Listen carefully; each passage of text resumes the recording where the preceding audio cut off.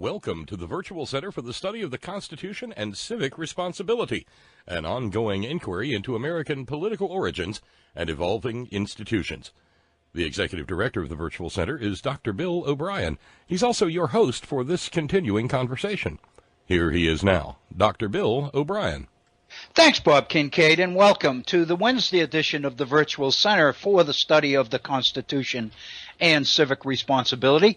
Today is the second day of December.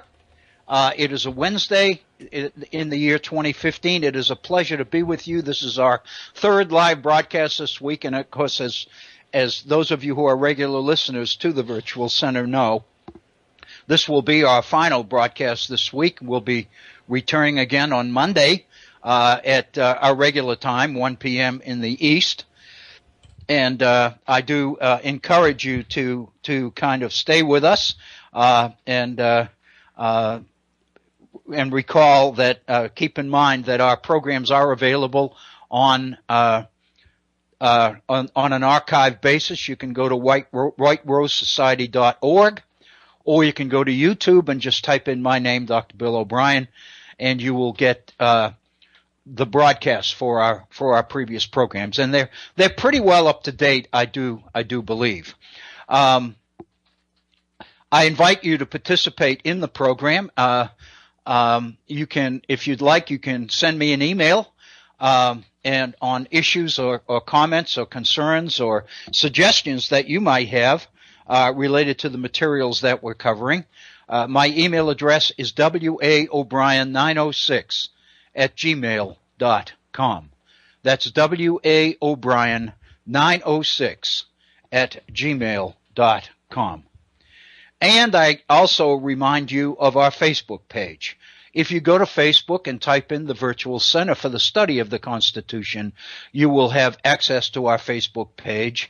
And I regularly try to put issues and current events on it, things that we've dealt with here at the Virtual Center or things that I expect that we will be dealing with in the future.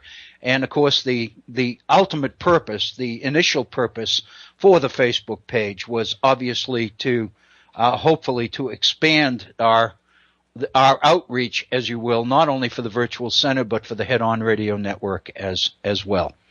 I might make a comment that as part of our review from yesterday's program, last evening after the program ended, I put down an entry or a posting on our Facebook page based almost exclusively on our program yesterday, especially on the report or the delivery of the presentation given to the Beckley Rotary Club yesterday about the situation, economic situation in southern West Virginia, the decline in coal production, the loss of jobs associated with it, etc. And of course, the presentation that I was privileged to be in on yesterday pointed out, because it was also a series of projections over the next couple of years, as well as a look at the performance of the West Virginia economy in comparison with the national economy from the year 2000 up to the present, and then of course projected a couple of years to the year 2020. And, of course, we were warned by the presenter, who was excellent. His name is John Deskins. He's an analyst and a statistician at West Virginia University. And he's given a number of presentations on the economy, on economic outlooks, and suggestions on things we need to do in order to diversify the economy and to try to bring industry and jobs into this region. Some of the data is pretty depressing, and we spent quite a bit of time on it yesterday. But I focused on a couple of the slides or a couple of the charts that he presented to us yesterday, and this was the basis for the posting that I put on Facebook last evening. And I've gotten a little bit of traffic. There's been 9 or 10 responses or reactions to the posting thus far. And so I do encourage you, as a regular listener of the Virtual Center, to check on the Facebook page and look at some of the postings over the last couple of weeks. I think you'll find them quite relevant because they pertain almost directly to materials and issues and subjects that we've addressed here at the Virtual Center. So again, I do look forward to hearing from you in comments that you might want to send me via email, waobrien906@gmail.com. If you do have particular comments or suggestions or ideas related to some of the postings that are on the Facebook page. As I mentioned, and this is in the context of review from yesterday before we move into the resume our development or attention to the issue of the growth and status of the so-called administrative state here in our nation, in the United States. A couple of the slides that Professor Deskins presented yesterday were of particular concern or particular interest to me, and I indeed addressed those in the Facebook posting last evening. One of the slides related to income distribution in West Virginia, and of course, to preface this, we have to understand that the job situation in West Virginia has been declining for some time. West Virginia, I believe I've mentioned this more than just once in recent weeks. West Virginia has reached the point where the number of working age adults who are actually working in West Virginia is below 50%. In other words, more than half of the working population in West Virginia is unemployed. At the same time, West Virginia leads the nation in terms of the per capita population on disability. This was represented in one of the slides yesterday under the heading of transfer income, transfer payments. People who receive a check, who do not work. And the two charts that were presented, one of them is that between now and 2020, the percentage of income from people who work in West Virginia is projected to decline from what is currently 41%. In other words, 41% of the income in West Virginia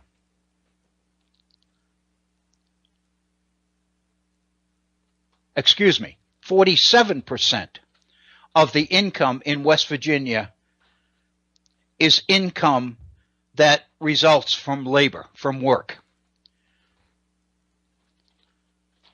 And that means that the rest of the income falls under the categories of transfer income and in a number of other categories, retirements and various other things.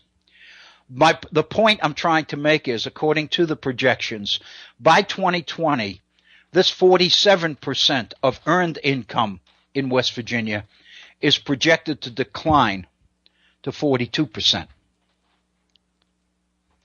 At the same time, transfer payments are projected to increase from a level of 21% to a level of 27%. So the projections for the next several years here in this region are not good.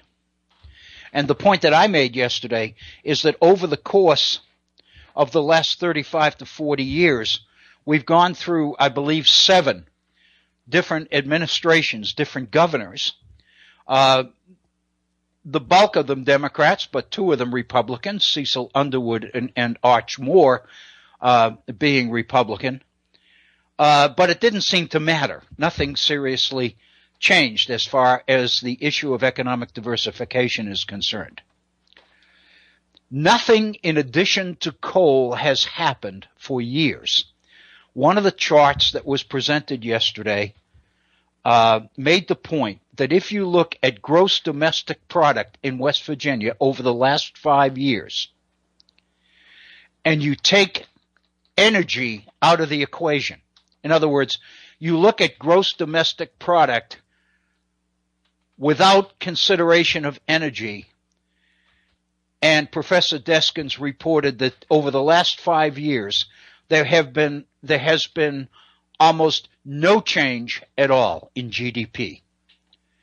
What that means is nothing has happened over the last 5 years to diversify the economy or to make preparation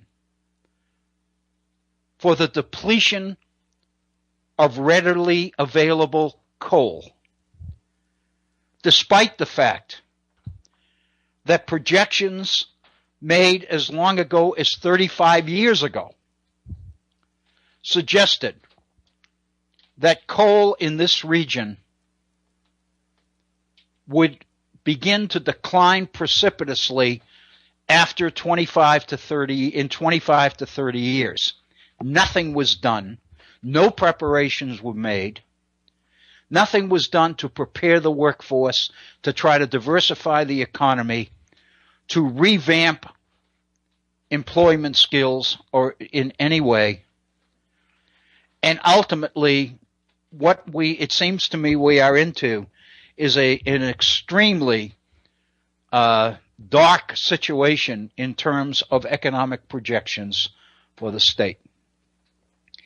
And again, one of the things that I pointed out on the Facebook posting, and I think it's worth mentioning again, is that what is currently happening, of course, is that supporters, including the industry itself, but supporters of the coal industry, trying to protect the few jobs that are left, have attacked the Obama administration and the increased or more rigid standards on emissions put out by the EPA, and refer to this, of course, as President Obama's war on coal. And, of course, as we know, the president is doing everything he can to lead the world in the shift from fossil fuels into wind and solar and other kinds of renewable energy.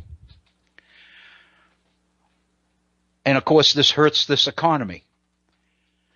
And rather than prepare for the inevitable, the decision has been made to dig in our heels, so to speak, and try to resist the direction that the rest of the world is going in, and blaming the president specifically for this.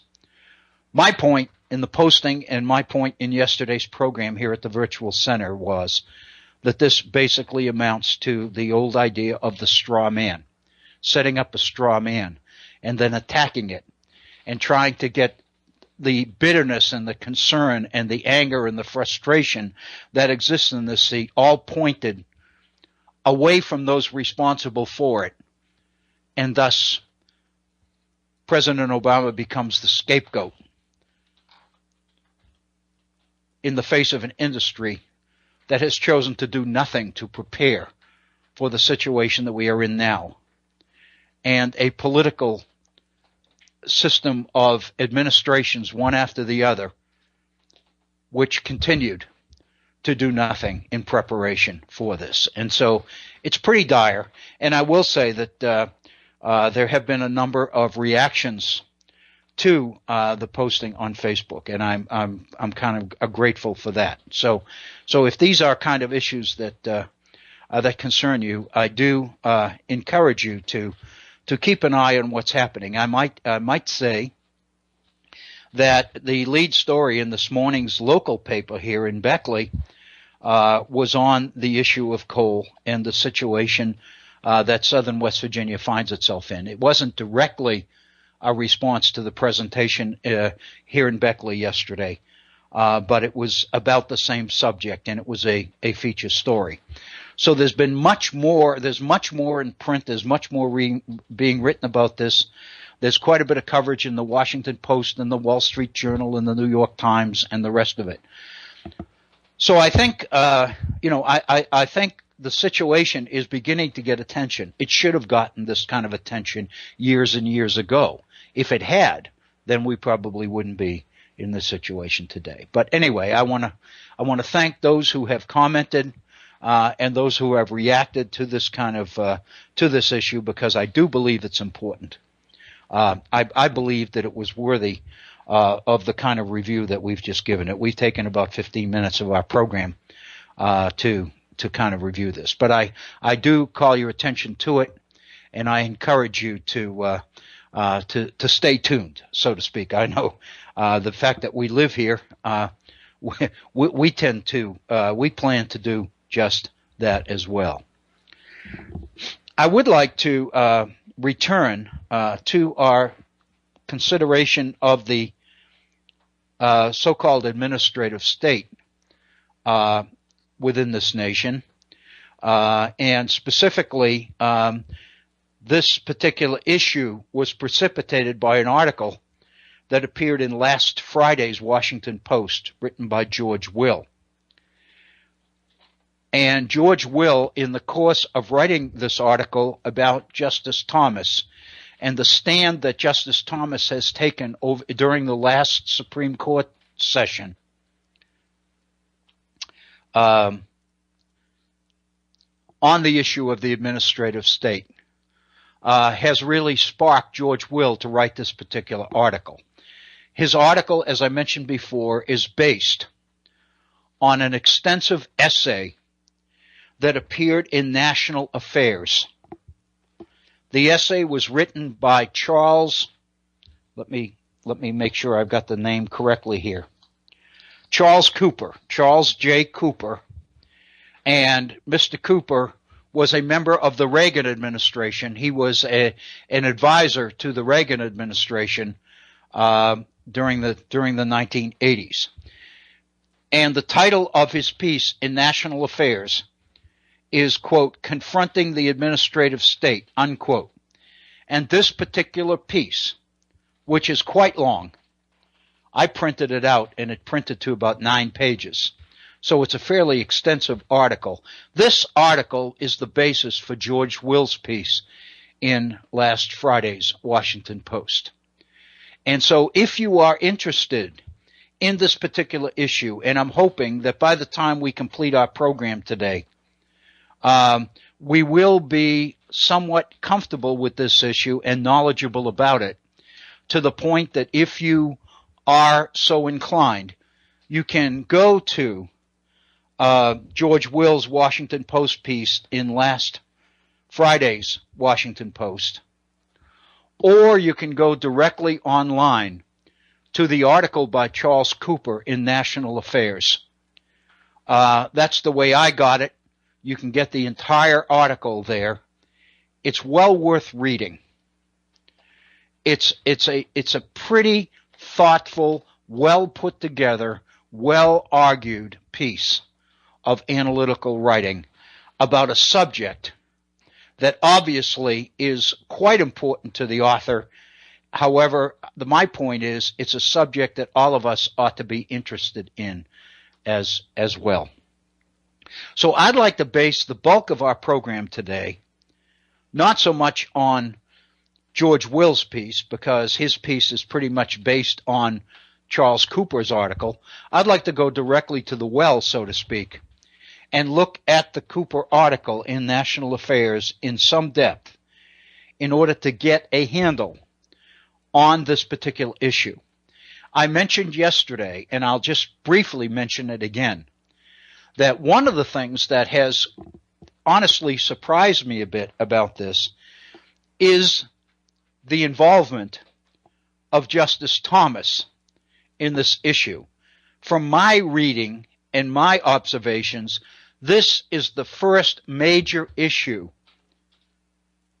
that seems to have sparked Justice Thomas into the kind of judicial activism that has been pretty much carried on the court by others. For the most part, I've read commentary upon commentary by different people who follow the Supreme Court much more closely than I do. And to a person, they have generally concluded that Justice Thomas tends to be a go-along type of justice rather than a leader. The only reason I mention that is because in this particular issue, concerns about the rise and the strength of the administrative state, Justice Thomas clearly has chosen to take a stand. And Cooper's article is based on 4 specific decisions in this last year's session of the Roberts Court, the Supreme Court, the session that began in October of 2013 and concluded at the end of June last year in 2014. And during that particular year-long session, 4 cases emerged in which Justice Thomas asserted himself in the area of concerns about the rise of the administrative state. More specifically, the extent to which the rise of the administrative state has altered the checks and balances, separation of powers system upon which the founders based or built the Constitution of the United States. So basically, what Thomas is arguing here is that the administrative state has effectively violated the principles of separation of powers, which were so important to James Madison, Hamilton, and the others who were instrumental in developing and ultimately getting ratified the Constitution of the United States. This is an important issue. It's a constitutional issue. It basically suggests that there's something here that all of us need to be aware of and know about. I have found it quite challenging and quite interesting. Charles Cooper makes the point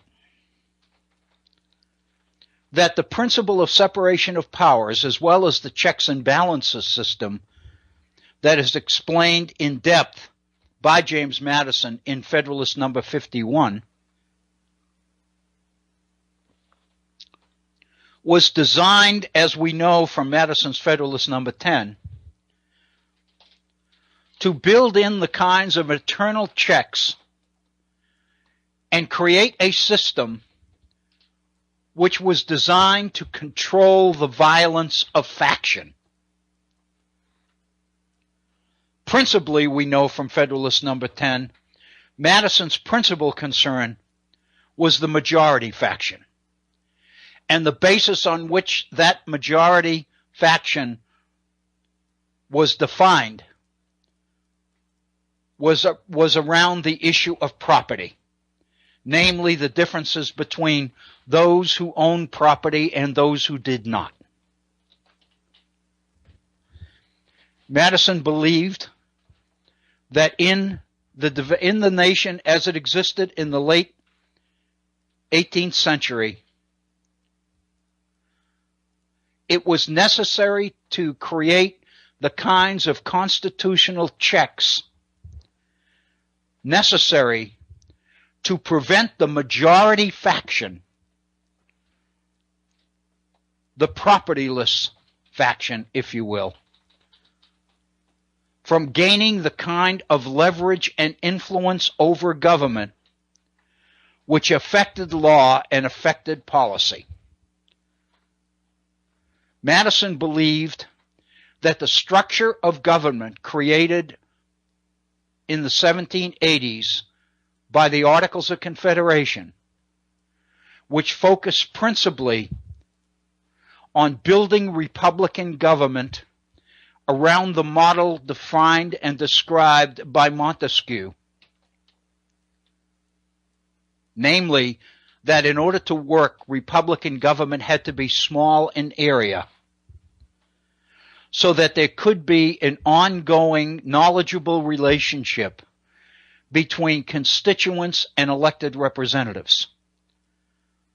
In order for the elected representative to vote intelligently and to accurately represent the will of his constituents, it was necessary that the area he represented be rather small and defined. Only then, Montesquieu argued, could the representative know the needs and the will of his constituents.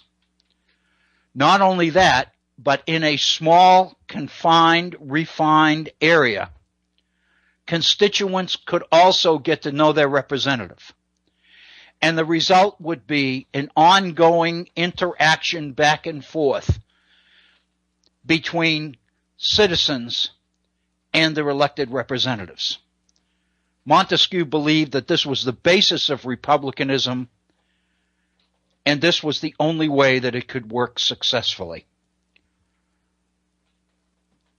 At the time of independence, when the Articles of Confederation was being debated in Congress and ultimately approved, the Articles of Confederation was modeled on Montesquieu's formula. Naturally then, power was concentrated in the local level, at the state level, rather than at the national level. The thinking was that by locating sovereignty, power, in state legislatures, close to citizens, close to the people, you would come the closest to maximizing the kinds of interactive relationship between representative and citizen that Montesquieu believed was vital to the success of Republican government. Madison, as we know, was one of the first and most outspoken to see the flaws in this system. Ultimately, if we look at the history of the 1780s, the history of the so-called Confederation period, we learn that many state legislatures, under pressure from citizens who were financially strapped after the War for Independence, the nation experienced post-war recession in the mid and late 1780s. Money was scarce. People were finding it difficult to pay their taxes. People were finding it difficult to pay debts that they owed. And increasingly, they began to put pressure on government, which was local, for relief. And as we know, many states responded positively to this kind of pressure. Many states enacted legislation which was designed to address the dire circumstances of citizens. States adopted what are called installment laws, which made it possible for citizens to pay private debts as well as public ones, taxes, in installments. Many states passed legislation which made it possible for people to pay off debts in products, in crops. In other words, alternatives to money, because money was so scarce. Some states adopted what are called stay laws, which postponed the payment of private and public debt for a specific period of time, 6 months, 9 months, a year, whatever. And then, of course, we know that a number of states, I believe the number is 7 of the 13, adopted paper money legislation, printed more money in order to increase the amount of currency in circulation, in order to make it more easier for citizens to get their hand on money they needed to pay debts and pay off their private obligations. What concerned Madison, of course, is that every one of these legislative actions was a violation of contract. It was a violation, Madison believed, of the rights of the creditor. When you engage or when you negotiate a debt with a creditor, when you borrow and agree to repay, that constitutes a contract. If the state legislature passes legislation altering the terms of that contract,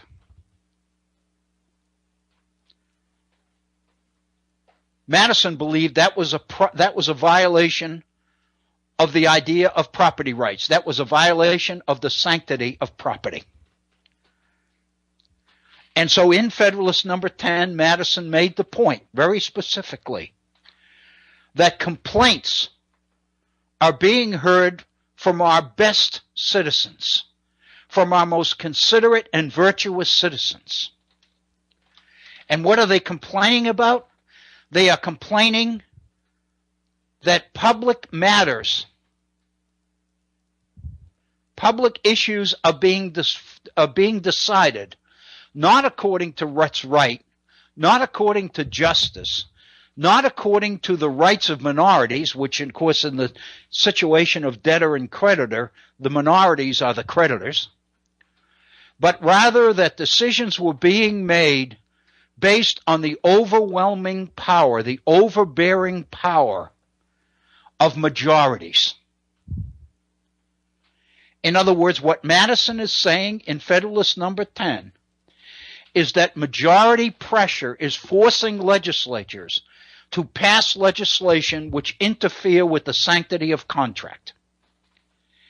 And somehow, Madison believed, changes need to be made in the structure of government so that this danger, the threat of this kind of public pressure, no longer is possible. And as much as anything else, according to Federalist Number 10, that drives the construction, the design of the Constitution of the United States. Charles Cooper's concern about the growth of the administrative state is based on the fact that Madison's Federalist Number 10 and the system of checks and balances and separation of powers into legislative, executive, and judicial branches of government.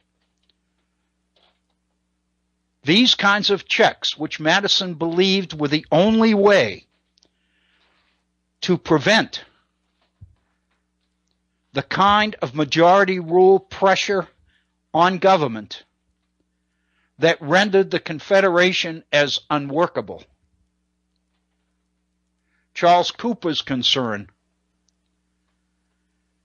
is that the administrative state is obliterating, destroying separation of powers in our constitutional system.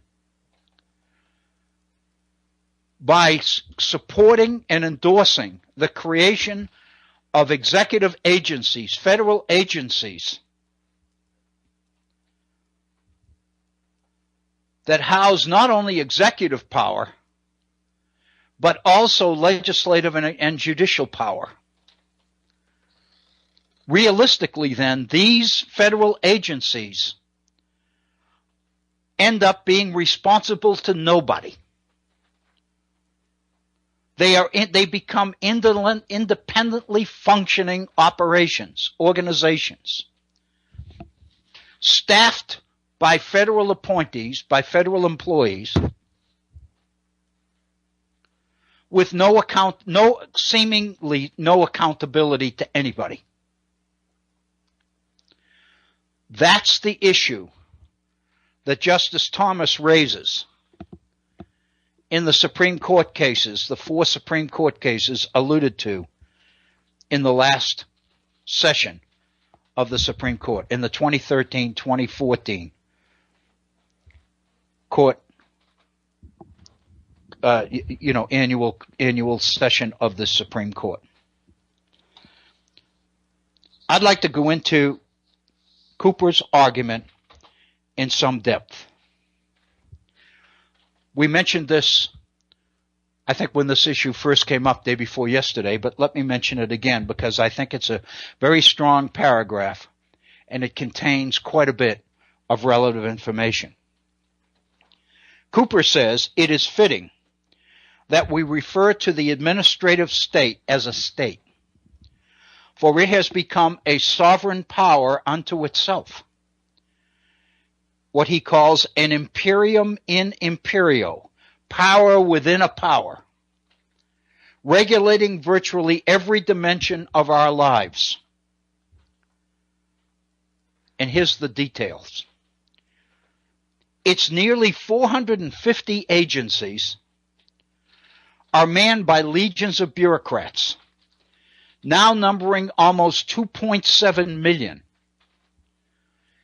In 2013 alone, in the year 2013, 3,659 final rules were issued, adding 26,417 pages to the Federal Register.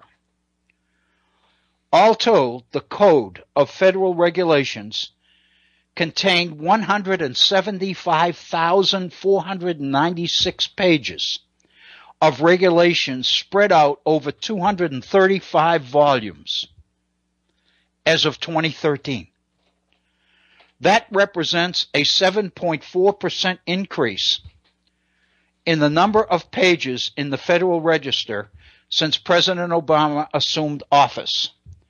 And it does not include the years 2014 or the one that is just ending, 2015. Cooper goes on. The domain of the administrative state is vast. It's huge, ranging from the most trivial to the most significant matters of public and private life. And now he's giving some examples. With the votes of 3 FCC commissioners, the Federal Communications Commission, 3 people, with the votes of 3 commissioners on the Federal Communications Commission, the FCC, it declares the Internet a public utility and seizes control over our nation's web-based economy.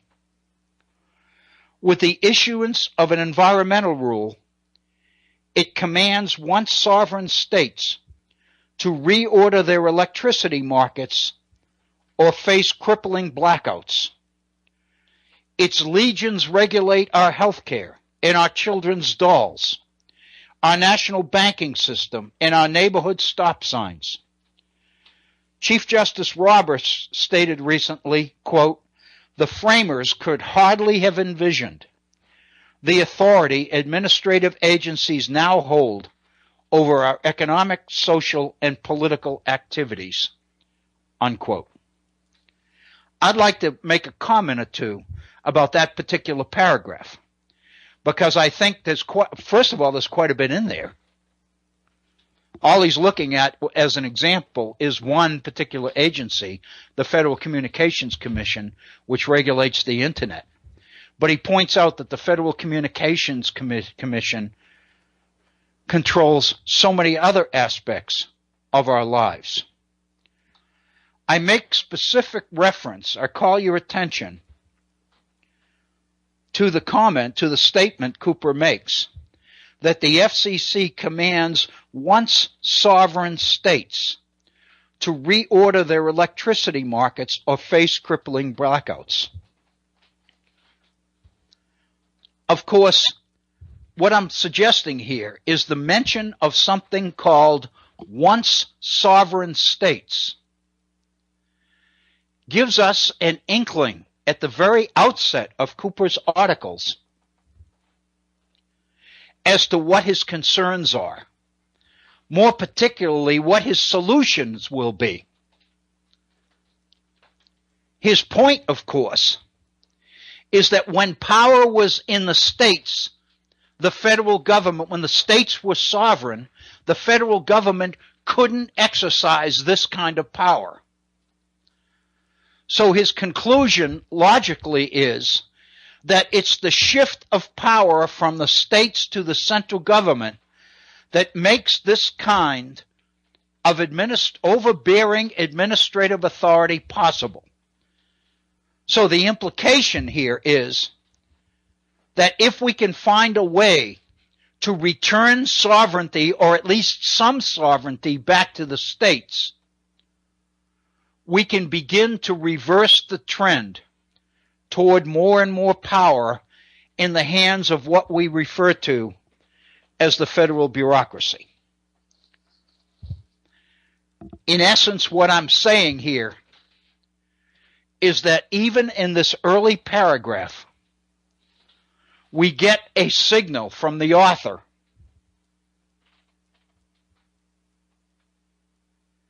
not only as to what the problem is, but more particularly what his answer to it is.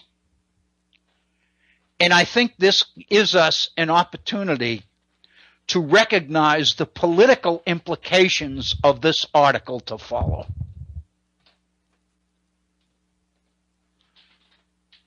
I don't think that this is a signal or a sign that we can afford to overlook. And then Cooper looks at the nature of the system as it was created in the late 1780s by Madison, Hamilton, John Jay, Washington, Franklin, and the other supporters of the new Constitution. Our constitutional system, Cooper says, and specifically its separation of powers, was premised on the founders' conception of the nature of man. Let me repeat that, because we've been talking about this here at the Virtual Center for some time, about the presumption on human nature. And what Cooper is pointing out is that Madison's system of separation of powers is built on the assumption that man's nature is driven by self-interest. In other words, it's the dark side of human nature that Madison relies on as the philosophical foundation or justification for separation of powers. And that's the basis on which the constitutional system was created. We've talked about that numerous times. My point is that it is relevant, it is significant that Cooper goes directly to this idea of human nature as the philosophical foundation for separation of powers. What he's doing is validating what we have speculated here at the Virtual Center for some time. Namely, that the constitutional system was based on a particular definition of human nature. Even though we know that there is not universal agreement on what human nature really is. This is so important. And the reason it's important is because of articles like Cooper's.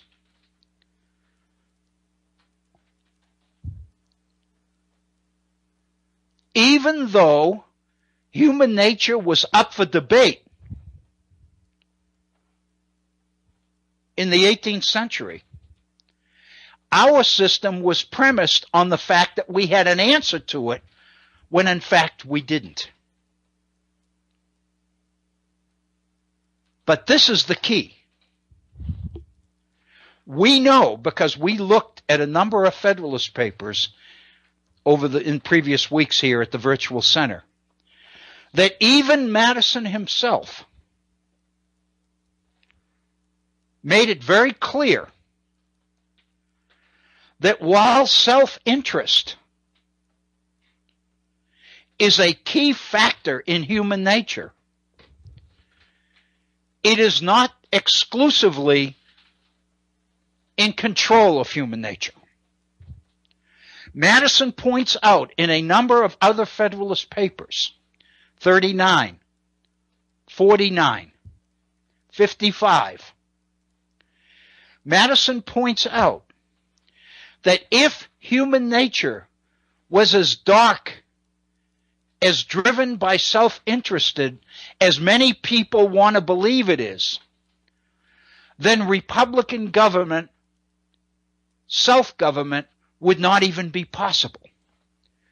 Because if self-interest drives everything man does, then there's no way you can allow man to govern himself, since what drives him is self-interest.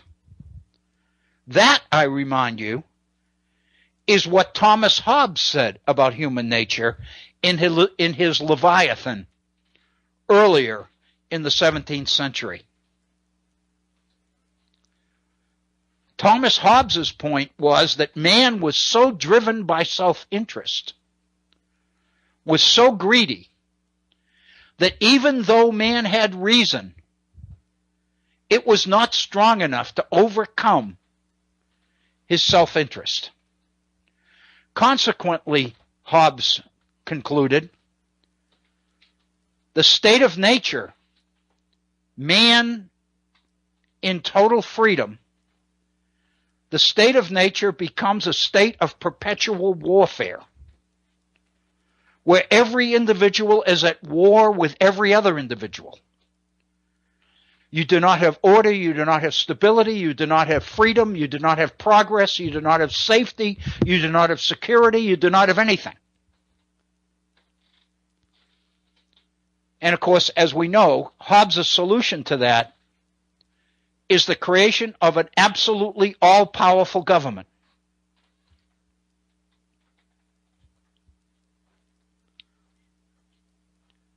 It is ironic, of course, that in effect what Charles Cooper is alleging is that the administrative state has become so powerful in today's world that it comes very close to Hobbes's Leviathan, to government that is absolute,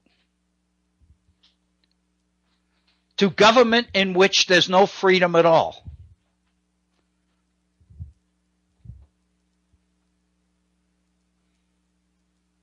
Only if you believe that can you totally subscribe to Charles Cooper's argument. Only if you believe that can you subscribe to Justice Clarence Thomas's concerns about the administrative state. There's absolutely no question that the federal bureaucracy, the administrative state, is significant. It's important, and we're going to look at exactly in what ways it is. The question is, if something like the administrative state is necessary in the complex world of the 21st century, then the challenge is, how do we control it? How do we regulate it? How do we hold it accountable and responsible? How do we preserve individual freedom within this kind of an administrative environment?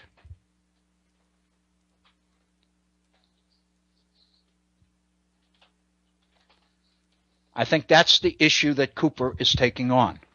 But what he is effectively doing here is looking at the history of the nation's founding under the Constitution by pointing out the extent to which the entire structure and the separation of powers system which makes it work is premised upon a particular definition of human nature.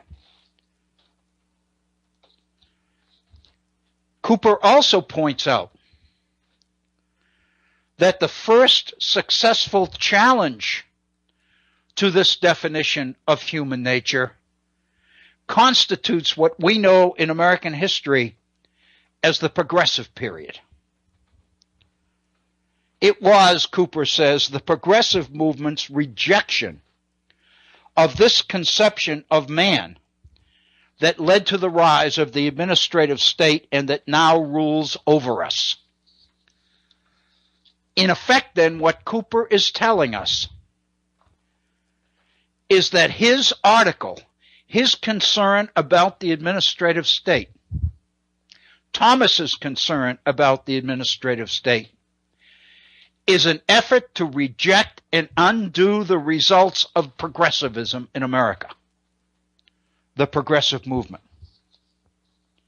Cooper goes on and says, quote, "The progressive understanding of man and government will continue its logical unfolding, and the administrative state's rule will grow ever more expansive and oppressive until the people strip it of the power it has accumulated," unquote. This ultimately is the thesis of Cooper's argument. To make such a strong case for the dangers of the administrative state and the threat that it poses to individual freedom, that the people will become committed to the need to strip the administrative state of its power by returning that power to the states. And let me point out the reality of today's political world. Power in these states is in the hands of Republican legislatures and governors, increasingly. And I'm kind of giving away the last paragraph in Cooper's article. What is the mechanism? How do you think Cooper believes that the people can go about stripping the administrative state of its power and its influence? The answer? By calling a constitutional convention and using that constitutional convention to so amend the Constitution of the United States that the central government is stripped of the power which the Constitution gave it. How totally ironic that Charles Cooper relies on James Madison's separation of powers to justify his attack on the administrative state. But what he does not say is that if his attack on the administrative state is successful, then he would personally be involved in the dismantling of the Constitution of the United States that same James Madison wrote. That's the part of James Madison that he's not giving us. That's the part we have to insert or include on our own. I'm checking the clock here, the time. It's about 56 minutes after the hour, so we've got 2 or 3 minutes before we take our 5-minute break. I think this is probably an appropriate place to stop. Namely, the dichotomy, if you will, in how people's political agenda dictates how they use the founders. Madison's separation of powers principle becomes very valuable to the case that Charles Cooper wants to make. But the Constitution of the United States that Madison created, which would be emasculated by the calling of the Second Convention, is not something that Cooper even acknowledges.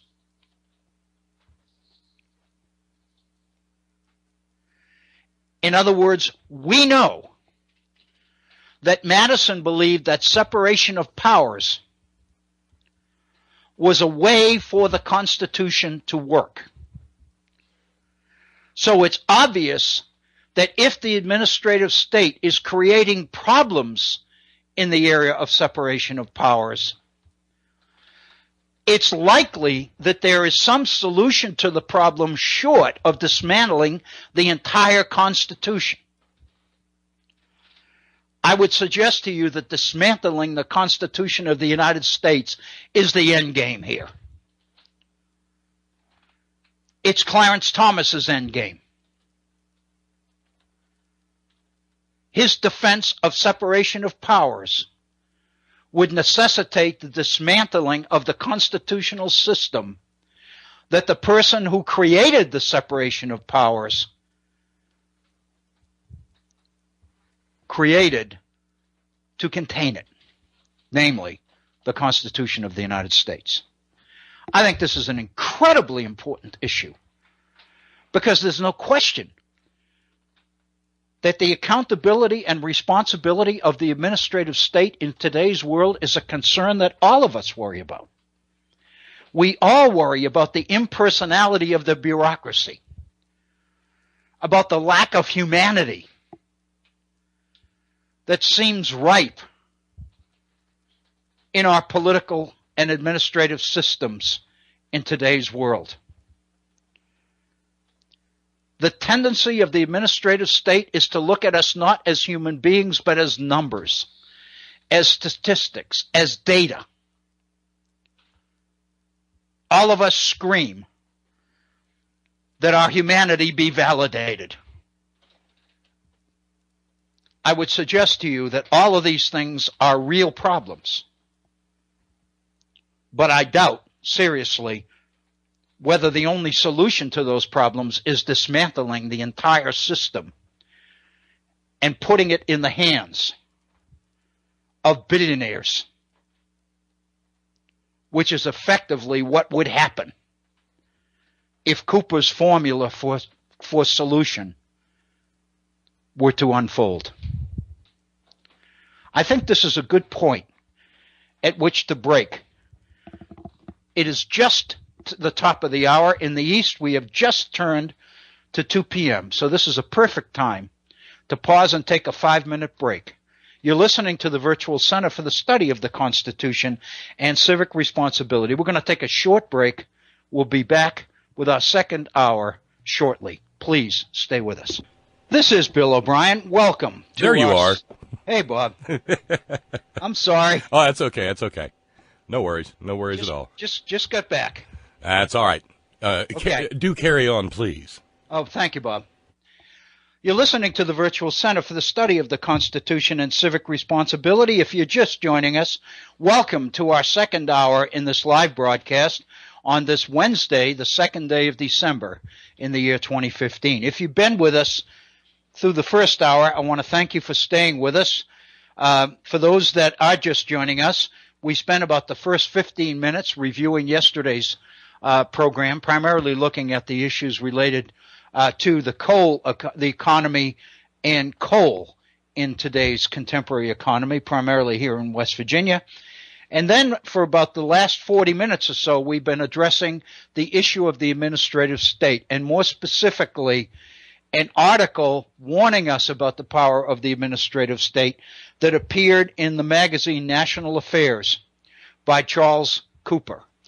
Charles Cooper was an economic advisor to the Reagan administration in the 80s, and obviously I think there's some indication by that as to where his political inklings tend to reside, and that's really what we've been looking at. We've been beginning this particular article and this particular treatment, so we will be continuing that.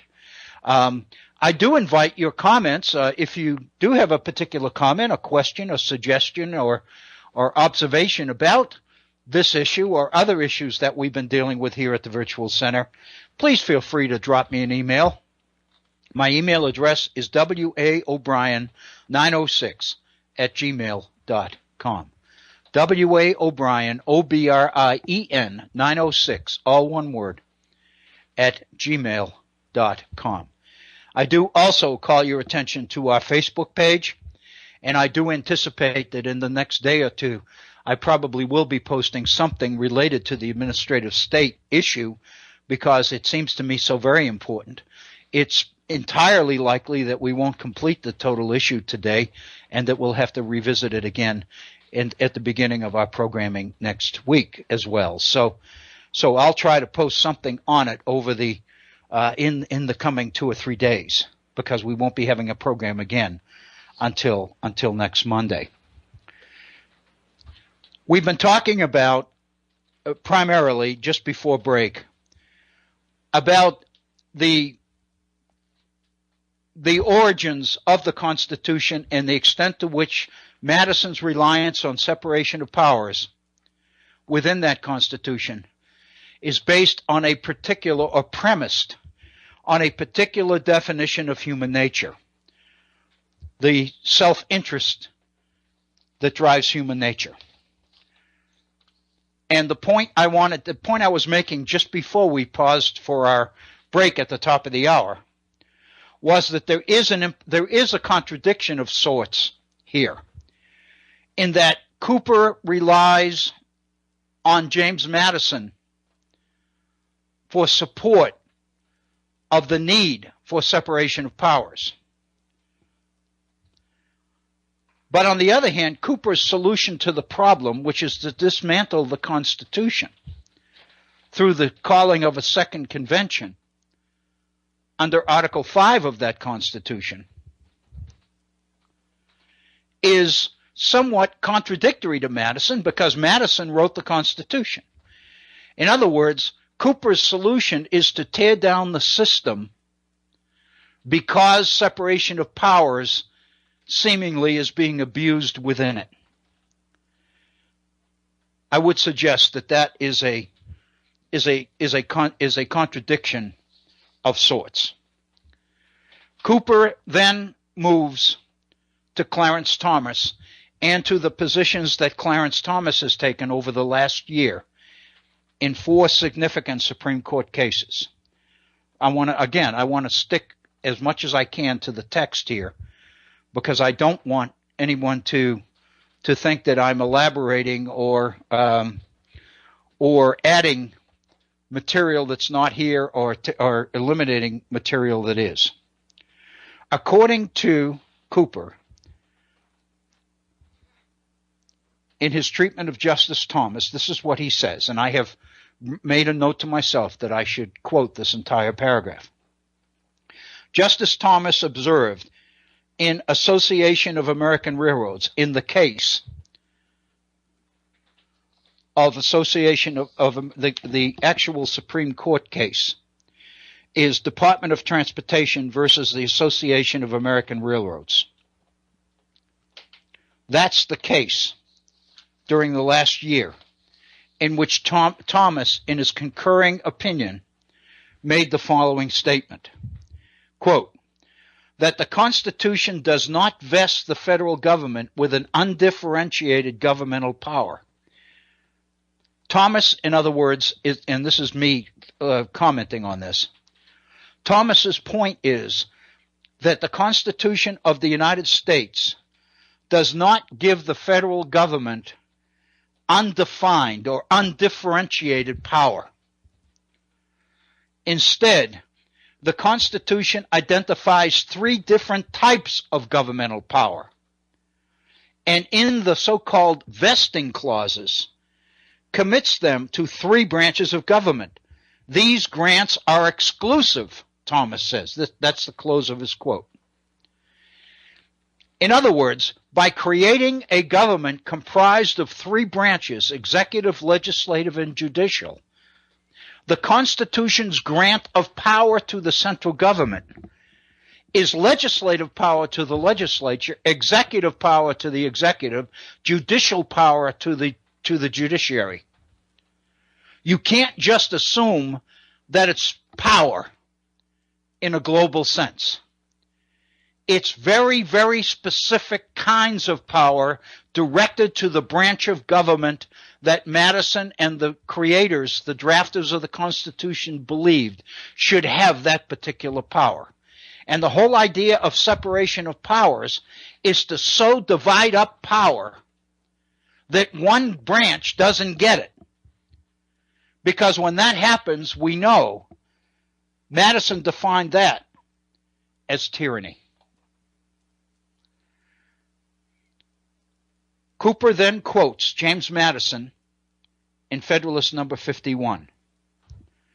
The structural protection of this system of separated powers, Madison said in Number 51, quote, was admitted on all hands to be essential to the preservation of liberty, unquote. Madison in Federalist Number 51 says that individual liberty is protected because power is distributed.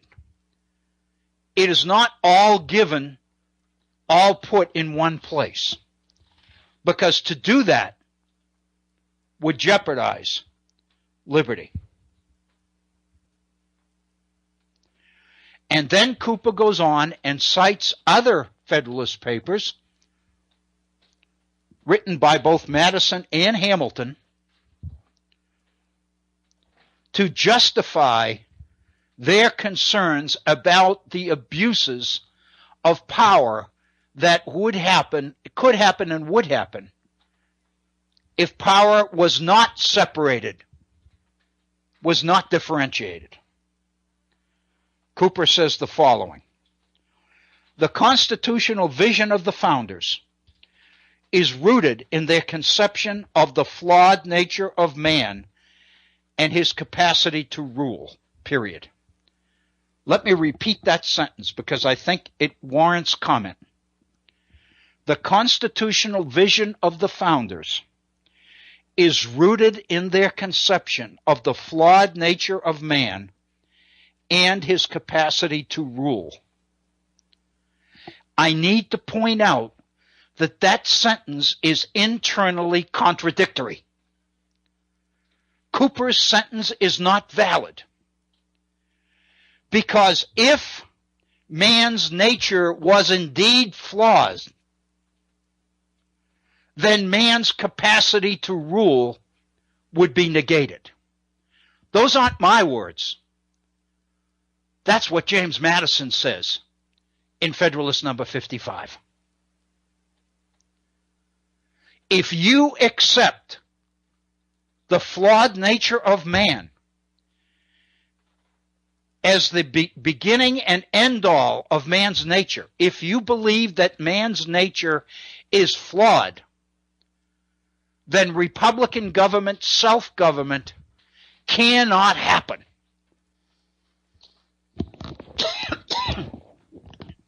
We know that Madison says that if critics of the new Constitution can prove that the Constitution does not adhere to the self-government aspects of republicanism, then the Constitution does not deserve to be ratified. Therefore, Madison says in Number 55, it is true that self-interest is a driver in human nature. But Madison says there are also other features of human nature, which are much more positive. The Scottish Enlightenment philosophers defined this as the so-called moral capacity. The fact that within human nature there is this moral sense of commitment and doing good to others. In fact, in the 18th century, happiness itself was defined not as your happiness because of what you have. Your happiness was defined by your ability to bring happiness to others. Madison says clearly that if you can prove that that moral sense is not in human nature, then republicanism and self-government cannot function. The fact that Cooper makes the point in his very first sentence of this paragraph, the constitutional vision of the founders is rooted in their conception of the flawed nature of man and his capacity to rule. What Cooper does not acknowledge is that if man's nature was indeed flawed, man could not rule himself. Cooper goes on. The Federalist Papers routinely recur to this theme in explaining why the Constitutional Convention established our system of checks and balances rather than simply trusting, quote, parchment barriers against the encroaching spirit of power, unquote. For instance, in Federalist number 73, Alexander Hamilton justifies the decision to give the president a qualified veto power over legislation. In number 73, Hamilton talks about the powers of the president to veto laws passed by Congress. Why does Hamilton believe it's necessary to give the executive veto power? Cooper quotes Federalist number 73. He says that Hamilton disclaims any rationale based on the notion of a superior wisdom or virtue in the executive, unquote. In other words, Hamilton is not advocating that the president have veto power because the president has superior wisdom or virtue. No. Hamilton says the veto is necessary because, quote, the love of power may sometimes betray Congress or pervert its deliberations, unquote. The desire, the drive for power is innate. It's inherent. It's natural. It's internal. Therefore, what Cooper wants us to recognize is that in number 73, Hamilton is pointing out that it is this innate internal quest for power in the legislature that makes it necessary to give the president the power to veto what the legislature does. But then again, it stands to reason that if the quest for power is in the legislature, it's also in the executive. So therefore, you've got to give the legislature power to override the veto.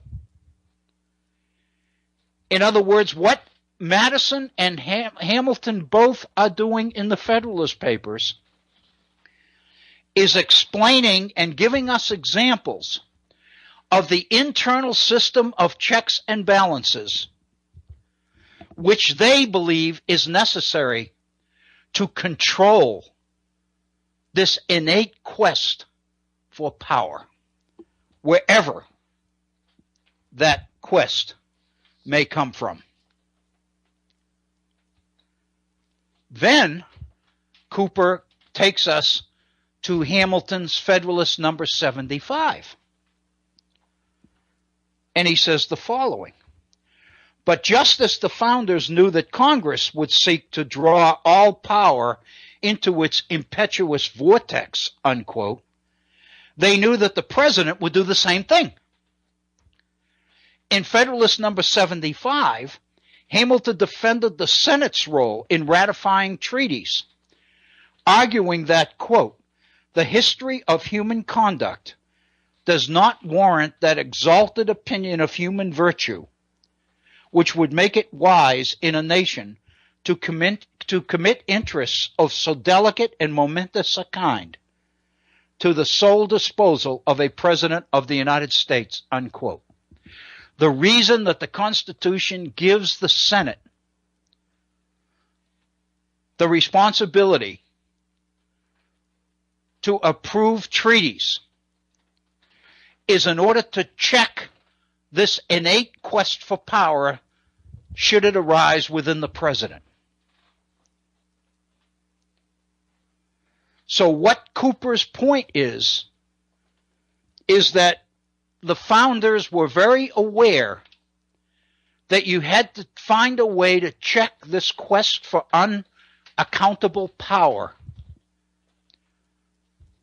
by building in a system of checks and balances within a government where power is separated. And then, of course, Cooper naturally goes to Madison's Federalist Number 51, because Madison's argument in 51 probably is the most quoted and the most well understood justification of the need for internal checks and balances. According to number 51, Madison says the following, quote, this is James Madison, "The great security against a gradual concentration of the several powers in the same department consists in giving to those who administer each department the necessary constitutional means and personal motives to resist encroachments of the others. Ambition must be made to counteract ambition." Madison goes on in Federalist Number 51. "It may be a reflection on human nature," Madison says, "that such devices should be necessary to control the abuses of government. But what is government itself but the greatest of all reflections on human nature?" According to Cooper, Madison understood that just as man is corrupted by power, government can be corrupted by power as well. Thus, Madison concluded, if men were angels, no government would be necessary. If angels were to govern men, neither external nor internal controls on government would be necessary. But, Cooper concludes, men are not angels. So the founders supplied opposite and rival interests to each branch of the federal government in order to make up for the defect of better motives. Cooper is correct. The Constitution and its system of separation of powers and internal checks and balances is based on a particular view of human nature, on the fact that there are flaws in human nature. Men are not angels. They're not perfect. If they were, you wouldn't even need government, Madison said. But Madison knows, Hamilton knew, and Cooper knows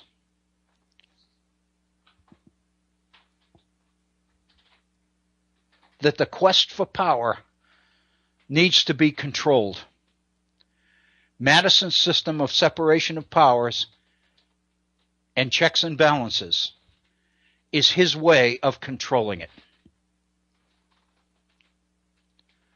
Cooper is asking us to accept the fact that the administrative state, which in the eyes of Clarence Thomas is obliterating the entire system of checks and balances and separation of powers, is so serious that the only solution is to basically revamp the entire Constitution of the United States. I would seriously question, the validity of that drastic remedy. But that's what'll happen should a second constitutional convention ever be convened. And we know that it is getting awfully close. Cooper concludes then that there's a close connection between the founders' understanding of man's nature and the constitutional system of checks and balances that they created to preserve that separation of powers. And here's the kicker. Here is the key. If a different view of man were to enter the realm of discussion,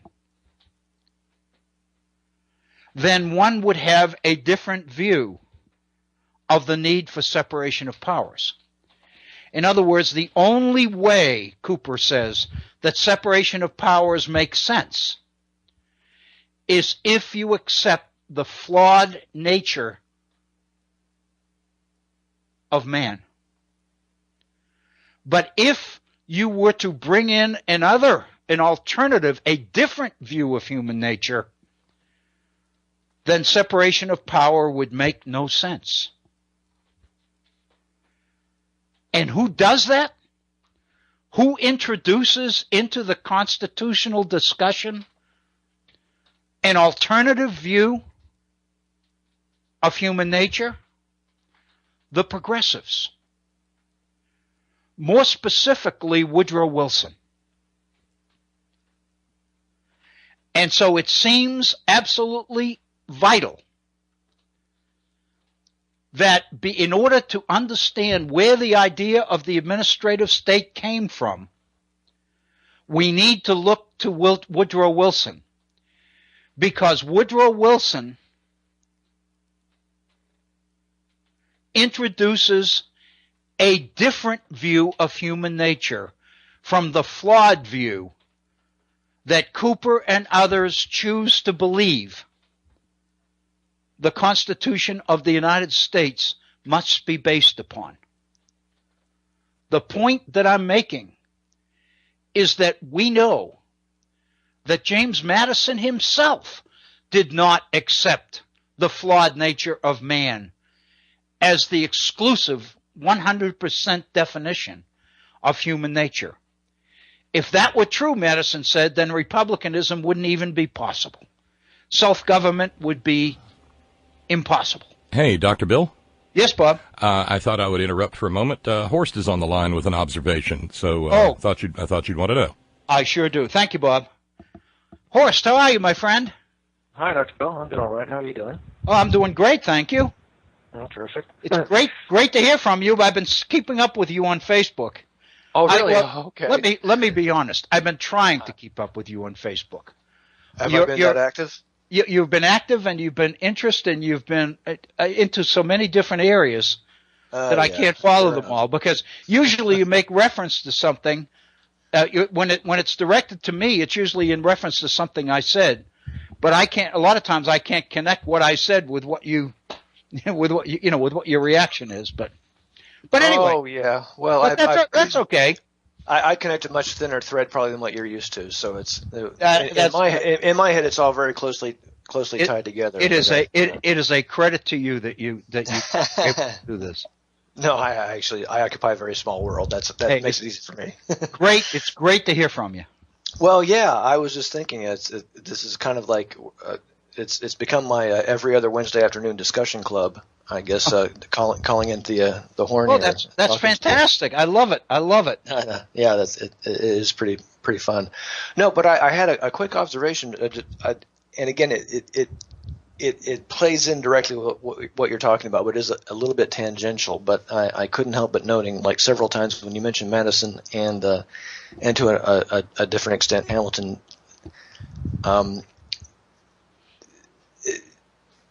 In the Federalist Papers, talking about like the inherent motivation of mankind, right? What drives behavior, whether it's self-interest or what it is, right? It took me straight back to Plato and the Republic again. That's where I always go when this question comes up. The idea of like the internal tension between acting in your own self-interest or acting in the interest of the group or the whole. Mm-hmm. And the reason this has stuck with me for so many years is this was a major question on an exam I took that was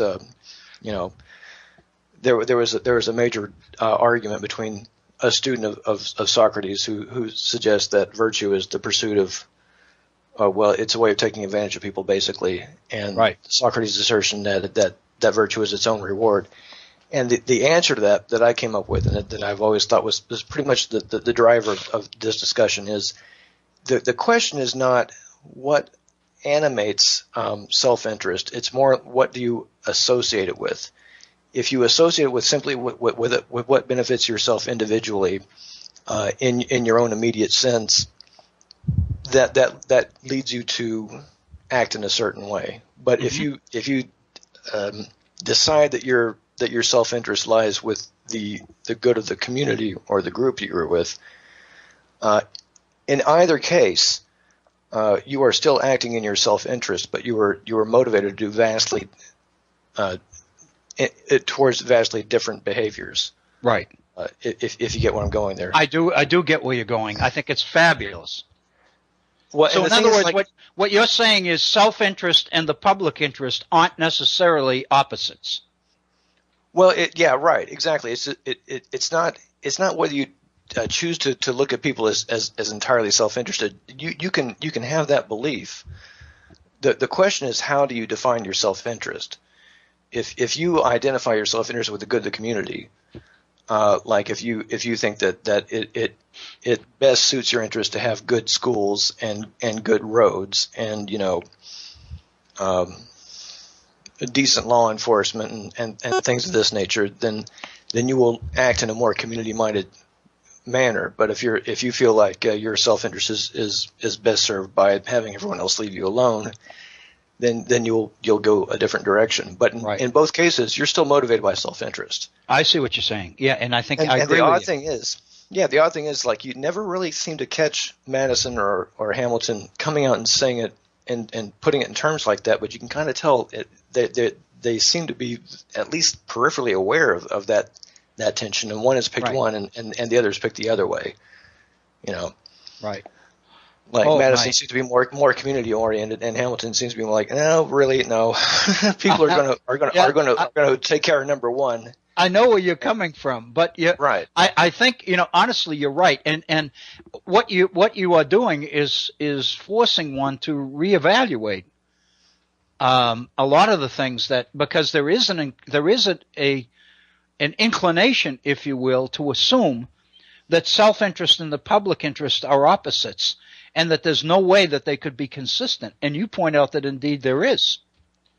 I think that those are argued like in the Scottish Enlightenment point of view of the pursuit of happiness as such.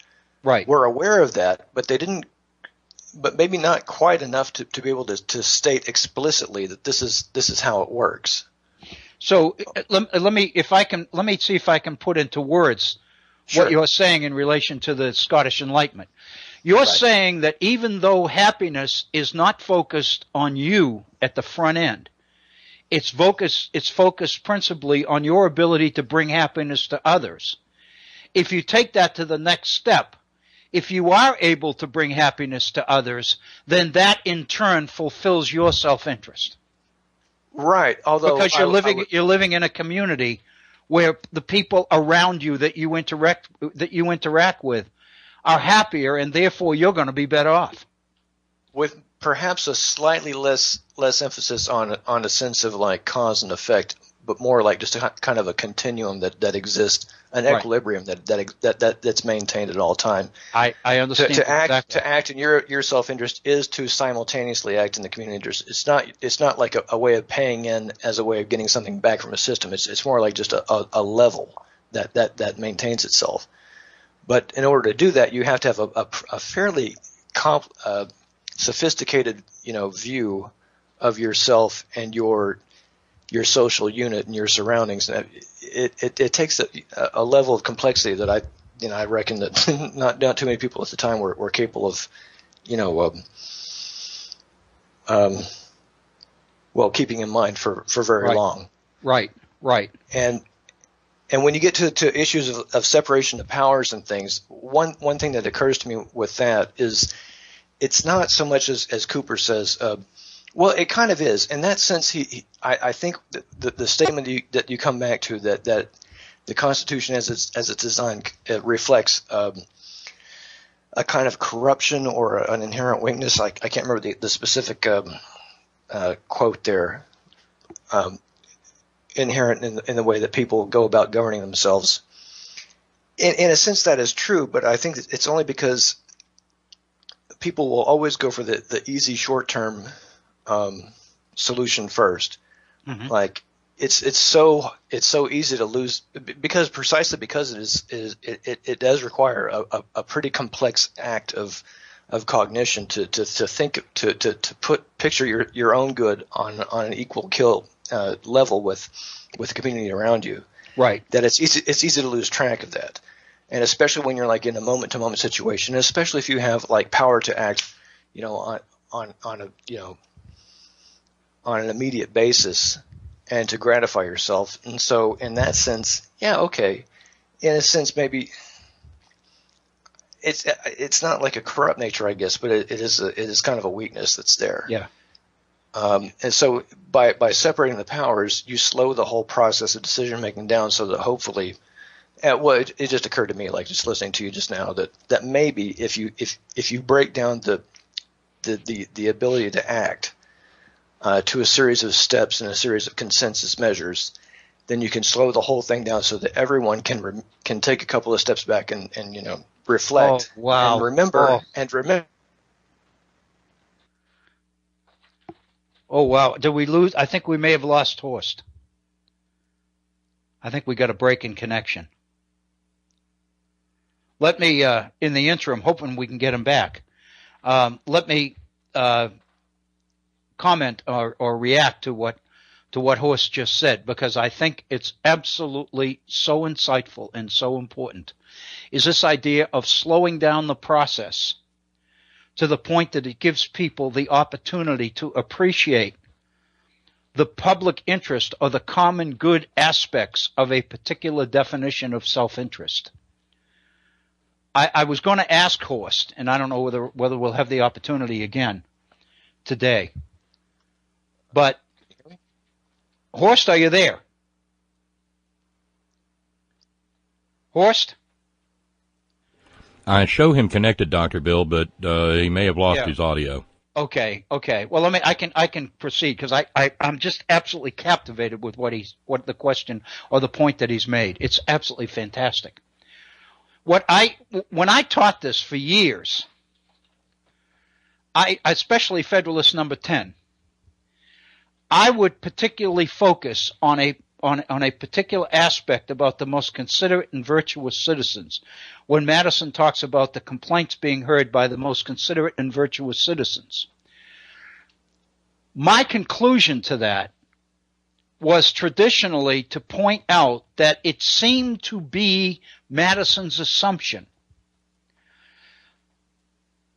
that the self-interest of this group of considerate and virtuous citizens was indeed the public interest. That, in other words, the self-interest and the value system and the priorities of the so-called elite, the upper classes, the privileged, was indeed the public interest.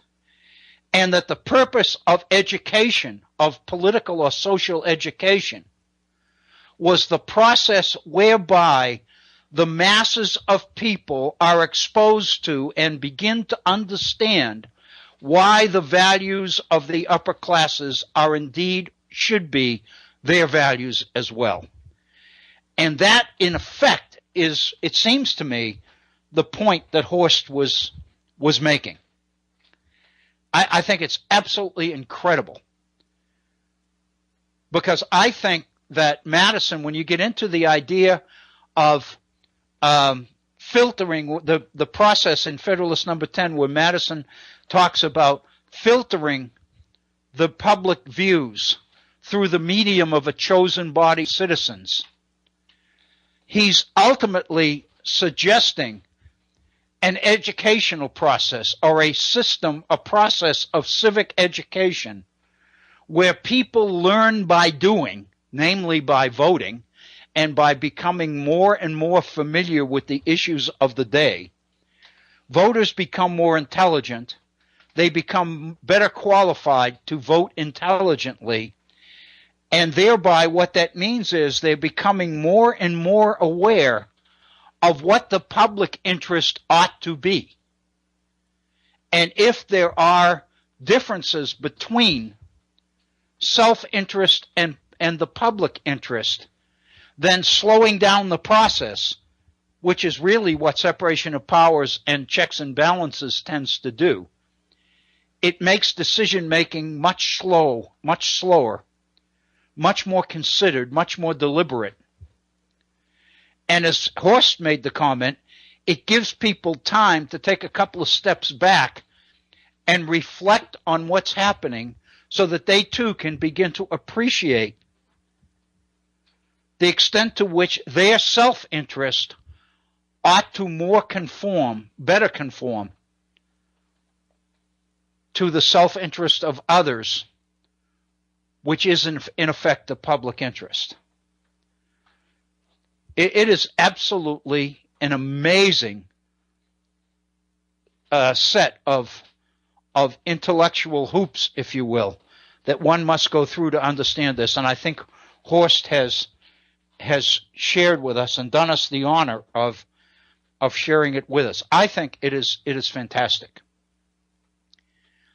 I think I do believe that Horst is onto something here. I think this is extremely important as we go on, and I think it's important to understand the priorities of different groups of people. In other words, there's no question that when one looks at the major differences in today's world between conservatives and liberals, one begins to recognize that the process of deliberation and understanding that is so necessary to create a coming together or a consensus or an integration of different points of view into what some people refer to as finding common ground is so important. And we're a long way from doing that. I think the dangers of particularism in government, the divisiveness that exists and the dysfunction that exists in government right now is testimony to the fact that the deliberation and the negotiation and the discussion and the honest dialogue that is necessary to finding common ground is not happening. It's not taking place. And we are in an either or, us versus them kind of political world, and we're being asked to vote in ways which are consistent with that worldview. It's extremely divisive, and it's extremely dangerous.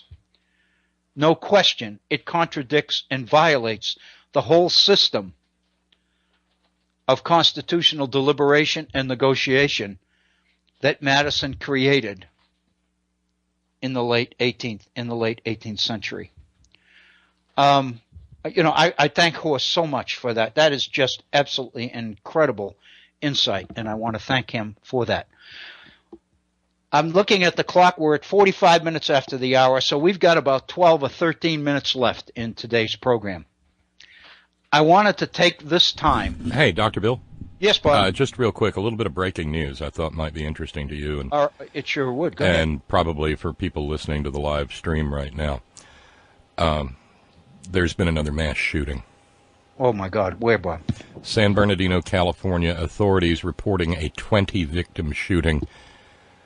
Oh, my God. And the sheriff's office has reported 1 to 3 white shooters. Oh. Fox responded by saying, well, those could be SWAT team members. Oh, my God. Now, of course, if they had had dark skin, Fox would have immediately identified them as terrorists, as Syrian ISIS refugee terrorists. That's right. Oh, Bob. I thank you. I think I'm getting Bill. I mean, this isn't particularly germane to today's topic, but I understand. But in a way, it is, because we are all Madison's children in a way. Yeah. To the extent that we participate in our government and we want civil governance, and this is beginning to. I mean, I'm not going to sit here and melt down or anything, but this is beginning to take a toll. And this is beginning spiritually, existentially. Yeah. It's taking a toll, and it's also revealing and demonstrating too graphically that the wisdom that Madison and the others had. Oh, darn it.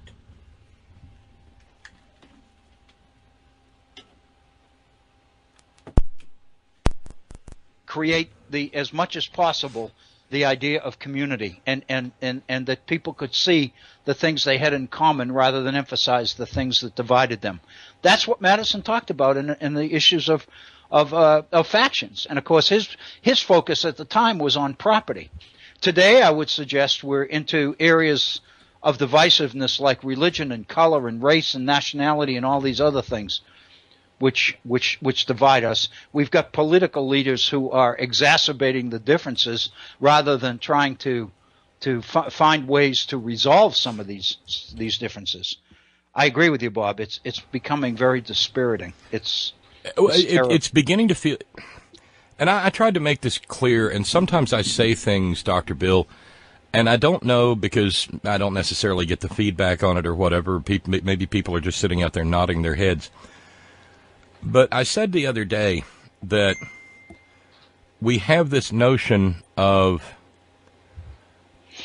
civil war, for instance, that is based upon our own experience with it, where two armies line up in Napoleonic formation across from each other and blow the bejesus out of each other. Right. You know, in most countries, that's not how a civil war works. No. The combatants are irregulars. There are seldom uniforms, at least on one side. It is very rare that both sides have uniforms or really generals. Civil war is a matter of chaotic slaughter. Right. Exactly. It is, Bob. And, Bill, this is beginning to feel an awful lot like civil war. Right. At least to me. Oh. One side is at war with the other.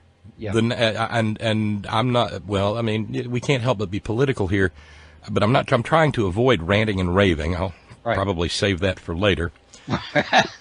Yeah.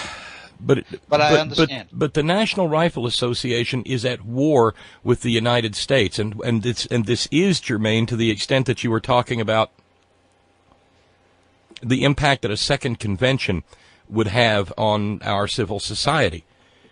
What we have here is a vision for America promulgated by the NRA and its allies that is entirely at odds with the idea of constitutional civil governance that was promulgated by Madison and Hamilton and Washington. I agree. Or am I completely off base, and this is what they wanted? Bob, I don't think you are. And I think that what you point to, I believe, is the danger of in this kind of a divisive environment that we're in, this us versus them, this war footing that you suggest we're on, that you are right, I think we are on. This is not the time to take the Constitution of the United States and put it on the table and start tearing it apart. It's exactly the wrong time for that. I think that ultimately the spirit of the Constitution as it was originally drafted is more vital than ever, because if we'll look, it points out ways that we might be able to resolve some of these things. But I don't think that this is the time to start taking on the basic principles on which the nation is, to make these kinds of final decisions in this kind of an environment would be suicidal. And that's why I'm so afraid of a second convention right now. And we are so close to it that it frightens me. But and what comes after, who knows? Yeah, I don't know, Bob. I appreciate the insight and the news, in spite of the fact I think it's something we're going to be living with all weekend, obviously. That's the thing, Bill, and I'll go away in a second. Oh, that's all right. We're going to be living with this until we do something about it. I know it. And it just keeps happening and happening. And we are de facto precluded from doing anything about it by the NRA. Yeah. And by the people who take their money. They have basically locked down access to the at least the most immediate solutions here. I don't know, Bob. I don't know. I think that I kind of know the theme for your program tonight, though. But I'm getting tired of it being the theme. I know, it's been the same thing over and over again. It sounds like you're on autopilot, doesn't it? Well, and every time one of these comes up, I say I don't even know why I bother to talk about them anymore, because nothing is going to happen except the next one that happens. That's right. That's right. I mean, I feel like I'm on the verge of tears. And the president is saying essentially that. He keeps saying, how many of these do we have to experience? And at what point in time do we, if you walk into a 12-step program, friends of mine who've been helped by them have told me, there's often a sign that says reality spoken here. Mm-hmm. Because, you're in there to get clean, you're in there to get sober, you're in there to get off of whatever the problem is that's controlling you. Mm-hmm. And you have to deal with reality within that space. Yeah. Well, if we apply that same standard to the present instance, then at what point in time do we not have to say that these things are a function of our desire for them to continue? Mm-hmm. That they continue because we allow them to continue. Because we enable their continuation. Because we always see. Every one of these people who pulls the trigger was a lawful gun owner before they weren't. Right. I understand. Okay? Yep. And so we have to talk so tenderly, Bill, so very tenderly and solicitously about the sweet, precious, lawful gun owners, because after all, their feelings are the ones that matter. Because they're not breaking any laws with their firearms, now are they? No, it's people who kill people, not weapons. Yes. I know. And so we can't, we can't talk about the fact that that they're the reason these firearms proliferate in their country. They're, protecting their rights to be white and pasty faced and doughy and paranoid is that's somehow on us, I guess. Yeah, I guess. I'm sorry, Bob. You're fine. Thank you. I'll let you wrap up now.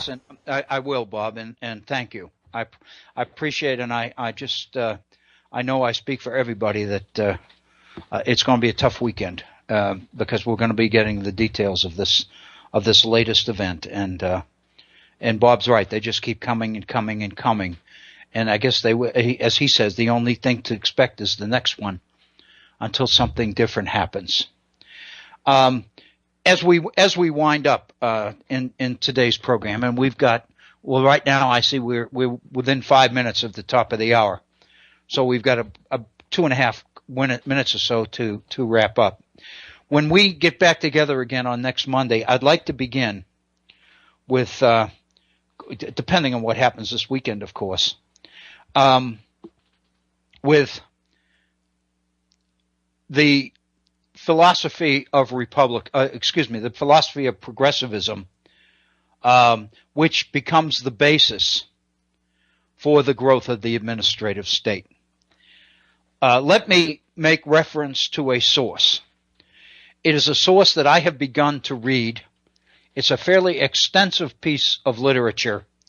It is an article written by Woodrow Wilson in 1887. It is entitled The Study of Administration. It appeared in, I believe, the journal Political Affairs in 1887. The author is Woodrow Wilson, who, of course, is going to become a progressive president of the United States in the election of 1912. But as we know, Woodrow Wilson was a political scientist, was a political theorist, had written extensively on the nature of politics, was very much a supporter of the British system of constitutionalism, and ultimately became the president of Princeton University before he entered politics and became president of, well, I shouldn't say that, because becoming the president of an institution like Princeton has some political overtones to it as well. But when he enters the world of politics, he becomes, of course, governor of New Jersey and then ultimately president of the United States. But he is a scholar, an acknowledged scholar. And that's where we're going to be beginning.